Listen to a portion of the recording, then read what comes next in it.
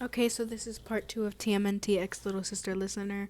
Not romantic. I'm gonna just get into it because I need to sleep tonight. Okay, with a name settled, they finally were. With a name settled, they finally. Oh my god.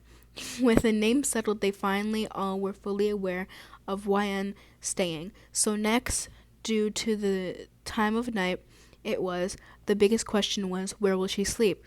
We could give her the room where Splinter used to sleep, Leo suggested, too far away. If for something if if for some ungodly reason something happened, someone might get to her before we could even know that they're here. Donnie replied. What about the couch? Raph questioned. Okay, Raph, there's a few reasons for a no to that. It's an open space, so same general concern as what Donnie said for where Splinter used to sleep. But also, it's cold, and the couch isn't comfortable. Donnie's lab? Mikey spoke. That's not a bad idea, Leo said. Everyone looked at Donnie. I mean, I guess I could.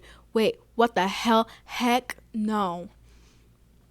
Donnie spoke, and Raph laughed. Nice save, Don. Donnie rolled his eyes at Leo's words. Why not, Donnie? Leo questioned. She could touch all my stuff. Do you want her to accidentally mutate herself? Okay, fair point. Silence stood over them for a second, then Mikey lit up. She can stay in my room with me. No way, Raph quickly chimed in, and everyone looked at him in surprise. Want her to stay with you instead, Raph? Leo laughed. Raph rolled his eyes and got upset. No, but I'm not going to let her stay in the dirtiest place in the lair. He's got a point, Leo. Donnie spoke. Wyan walked over to them and clung onto Donnie's leg, putting an idea into Leo's head. How about this? She alternates what room she sleeps in. We can make it in order, and then she'll sleep in each of our rooms in that repeating order. Can she sleep in my room tonight, Leo, please? Mikey begged. No, not till it's clean. What order will she stay in the rooms? Donnie questioned. Tonight she'll bunk with Donnie. Tomorrow Raph, then me, and then lastly Mikey. And the pattern will repeat. So after Mikey, then Donnie, and that gives Mikey 3 days to clean his room. Mikey let out a fake sniffle and walked over to YN, bending down to her height. I'll bunk with you soon enough, dudette. Good night. And gave her a fist bump and walked over to his room. I'm also turning in too. Night, guys, Raph spoke, also heading to his room. Donnie bent down and picked up YN. I'm gonna go find a sleeping situation for me and YN. Night, Leo. Night, D, Leo responded. Donnie walked to his room with YN in his arms. She was already half asleep, so this seemed like it would be rather easy. When Donnie got to his room, he sat YN down on his bed and looked for a way to make a tiny bed for her. He had an empty crate, so he flipped it over so that she could lay on top of it. Donnie grabbed a pillow and a couple of blankets and set it to look like a bed. He took a deep breath, and right before he turned around to face YN, Are you my family now? She spoke. Her head was tilted. She looked sad. Donnie filled with shock. This was the first of any time this was the first any of them heard her spoke. Yes, I suppose we are. What happened to my mom? I don't know, but let's not dwell on that. It's time to sleep, YN.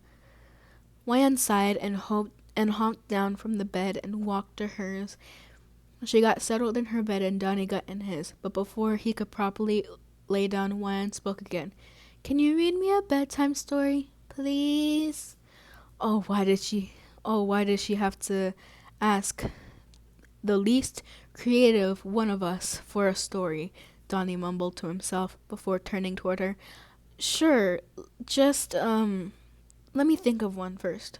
YN waited patiently for Donnie to think of a story. A smile illuminated on her face. Once upon a time, there was a little princess. She was around 2, and one day her mom decided to protect the princess and gave away the princess's mom. No, she had to give her away. The princess's mom gave her to 4 knights who raised her as their sister. The end? Well, that was boring.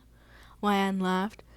Well, I'm sorry, but you asked me to do something I'm bad at. Stories are something you gotta ask Mikey for. Okay, thank you. Yeah, of course. You speak really well for your age.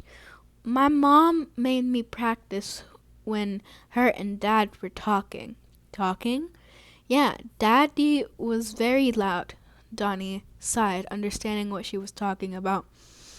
Well, I think it's cool. You're like a mini adult. Thank you. Ryan smiled, excited that she was getting used to this. Many adults need some sleep too. Night night. Night night. And finally, Donnie laid down, took off his mask, and rested. A full night's sleep. He was surprised by this little gremlin who was in his room. She wasn't irritating or crying as much. Donnie had zero knowledge of kids besides funny videos of them getting hurt online that he and his brothers watched, and annoying babies he'd hear crying in strollers when on patrol nights.